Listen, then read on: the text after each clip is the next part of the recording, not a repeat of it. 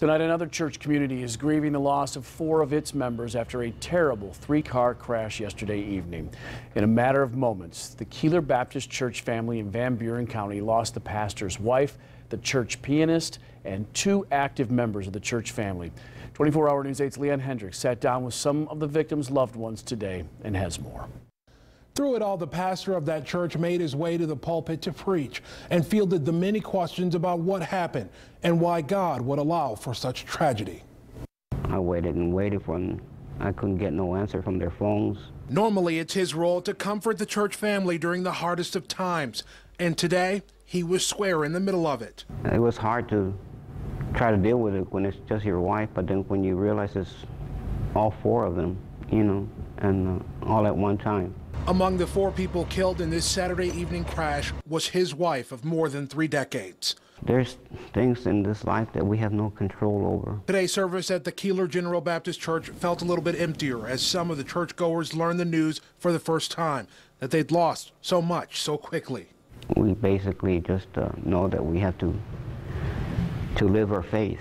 You know, we preach about it, we talk about it, but it's no good if you can't live it. Police say the 3-car crash happened as the Buick carrying the victims traveled south on County Road 687. The driver of a van heading east on 68th Avenue was unable to stop and hit the victim's car, causing it to spin into the path of a pickup truck. All of the women were pronounced dead at the scene. Others were not seriously injured. The victims were headed back from a dinner outing in Indiana, about a mile away from their destination, we're told. They were some of our leading ladies when it came to praying. Celeste Phillips was driving. She was 67 years old, and his sister. It's like living a nightmare right now. I think that this doesn't happen. Luann Holcomb was 56 years old, anxiously awaiting the birth of a new grandchild. She was his wife.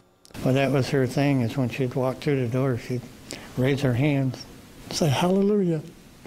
So they called her the Hallelujah Girl.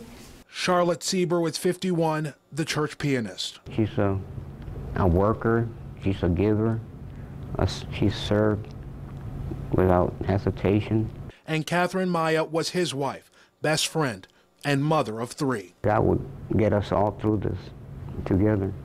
It's hard at first, and it's going to be harder later on, but by God's grace, we're going to get through this time and rejoicing that they're not only together, but they're together with God. Funeral arrangements for the victims have not been finalized. The pastor of the church tells us they were working to plan a joint service for all 4 victims. The case will now be forwarded to the prosecutor's office to see if any charges will be filed in the matter. Reporting in studio, Leanne Hendricks, 24-Hour News 8.